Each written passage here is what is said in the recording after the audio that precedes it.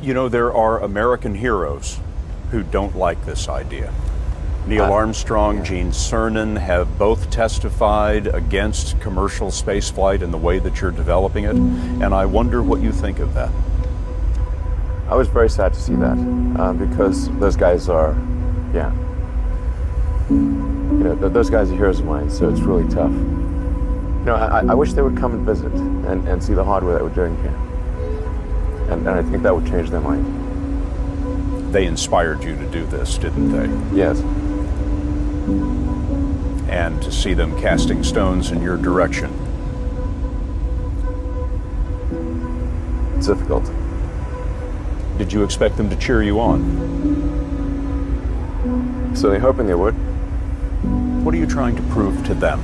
What I'm trying to do is to make a significant difference in spaceflight and help make spaceflight accessible to almost anyone.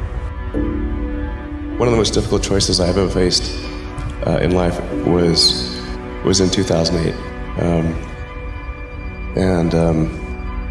I think I had maybe $30 million left, or $30 or $40 million left in 2008. I had two choices.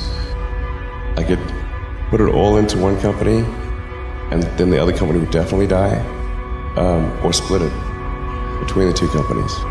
But if I split it between the two companies, then both might die. When you put your blood, sweat, and tears into creating something, or building something, it's like a child. And so it's like, which one am I going to let one starve to death? I couldn't bring myself to do it, so I split the money between the two. Fortunately, thank goodness, they both came through. What was your biggest failure, and how did it change you? Well, there's a ton of failures along the way, that's for sure. As I said, for SpaceX, the first 3 launches failed. And we're just barely able to scrape together enough parts and money to do the 4th launch. If that 4th launch had failed, we would have been dead. So multiple failures along the way. I tried very hard to get the right expertise in for SpaceX. I tried hard to find a great chief engineer for the rocket, but the good chief engineers wouldn't join, and the bad ones, well, there was no point in hiring them. So I ended up being chief engineer of the rocket. So if I could have found somebody better, then we would have maybe had less than 3 failures. That 3rd failure in a row, did you think, I need to pack this in? Never. Why not? I don't ever give up.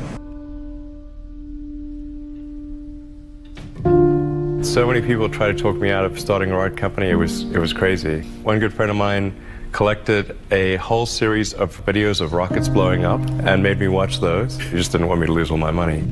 We're doing these things that seem unlikely to succeed, and we've been fortunate, and at least thus far they have succeeded. Now is the time to take risk. You don't have kids. As you get older, your obligations increase.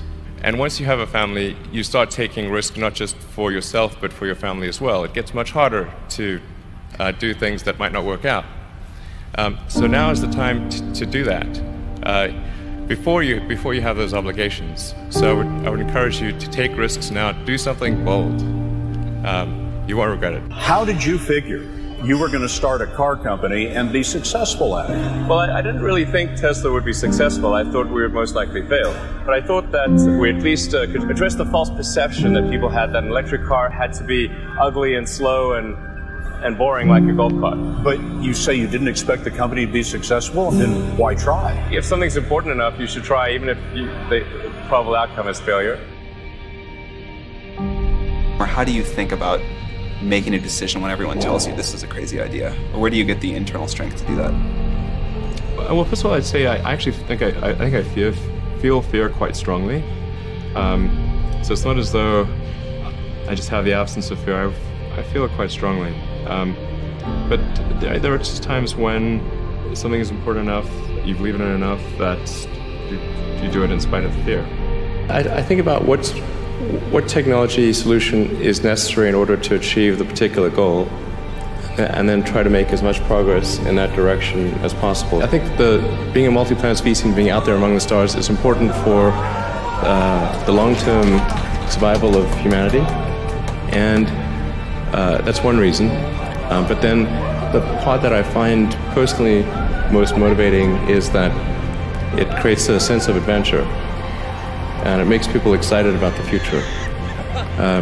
If you consider two futures, one where we are forever confined to Earth until eventually something terrible happens, or another future where we are out there on many planets, maybe even going beyond the solar system, I think that second version is incredibly exciting and inspiring, and there need to be reasons to get up in the morning.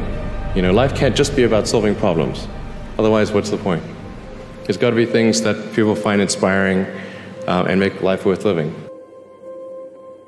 When my brother and I were starting our first company, instead of getting an apartment, we just rented a small office and we slept on the couch. And we showered at the YMCA, and we're so hot up we had one computer, so the website was up during the day, and I was coding at night, 7 days a week, all the time. And I sort of briefly had a girlfriend in that period, and in order to be with me, she had to sleep in the office. So work hard, every waking hour. That's the thing I would say, particularly if you're starting a company. Whatever area that you get into, given that even if you're the best, there's always a chance of failure.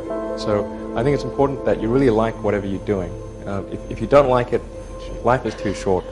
If you like what you're doing, you think about it even when you're not working. I mean, it's something that your mind is drawn to. And if you don't like it, you just really can't make it work, I think.